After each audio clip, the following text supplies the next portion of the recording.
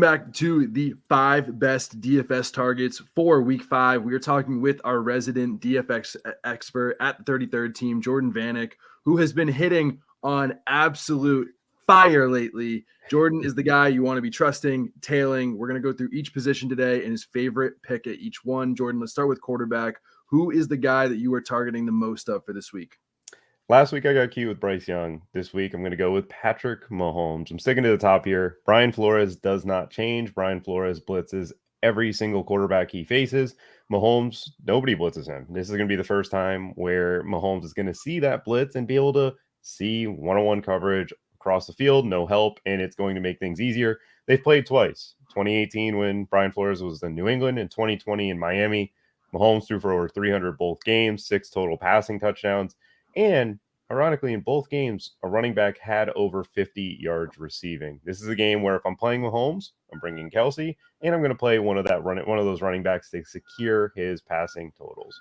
I absolutely love it. What about the running back position this week? Obviously, super volatile, not one that's dangerous to bet on, but who is the person that is really just speaking to you in the crystal ball this week?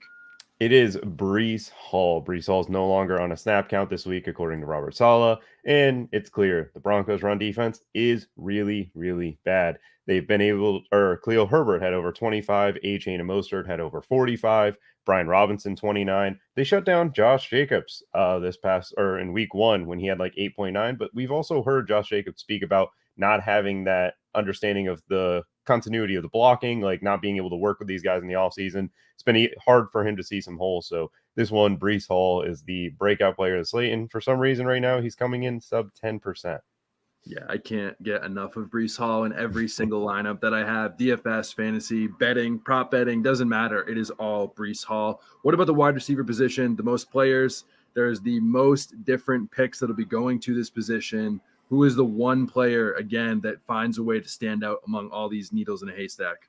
It's Jamar Chase. It's probably no T. Higgins with that fracture in his hip, and the volume's just going to carry him for a high point total. I know Jamar Chase is pretty expensive, but the coverages that they're going to be seeing is a lot of cover 3, a lot of cover 4. The only team that really do that against this Cincinnati team was the Los Angeles Rams. So you're going to see a lot of short passes. You're going to see a lot of Jamar Chase working after the catch, and that is what he does best.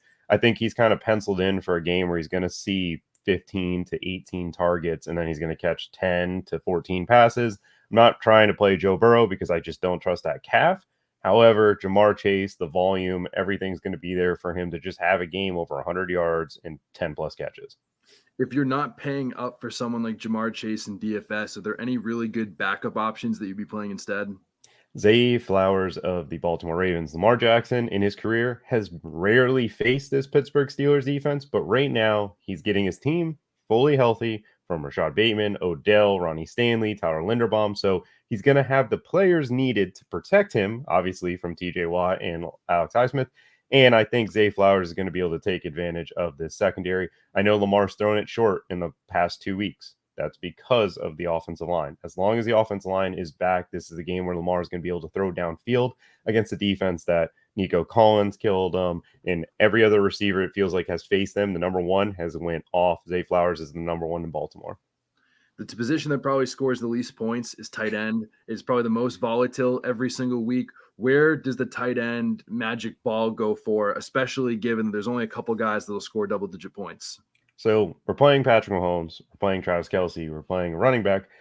I think this is a week where it's an ugly stack, but it's a way to get different with this game. It's TJ Hawkinson. Playing double tight ends is not something I really recommend in DFS. However, in this particular matchup, we're looking at TJ Hawkinson, who we know the Chiefs are going to run a lot of 2 high coverages. That means 2 safeties deep, means man 2, cover 2, zone coverages. TJ Hawkinson against this coverage. 31% target share, more than Justin Jefferson, 2.2 yards per route run, same as Justin Jefferson. He's the guy for Minnesota against 2 high looks. He's been that way with Kirk Cousins because Kirk Cousins doesn't want to push it down the field. So for me, I see a game where TJ Hawkinson's going to have a lot of catches. And if he's catching the ball, they're playing from behind, I think he could pay off his salary and outscore some of those 6K receivers. The final one today is the defense. We're looking for sacks, interceptions, touchdowns. Where is that going to come from in week 5? I'm going with the Jets. The Jets defense, pairing them with Breece Hall here. I think that their defense is going to help their offense. Obviously, they played extremely well against the Kansas City Chiefs. Their coverages are not what Russell Wilson likes to throw against. Russell Wilson loves cover 1, cover 3. I think the Jets sit in their cover 4 type scheme, keep everything in front of them.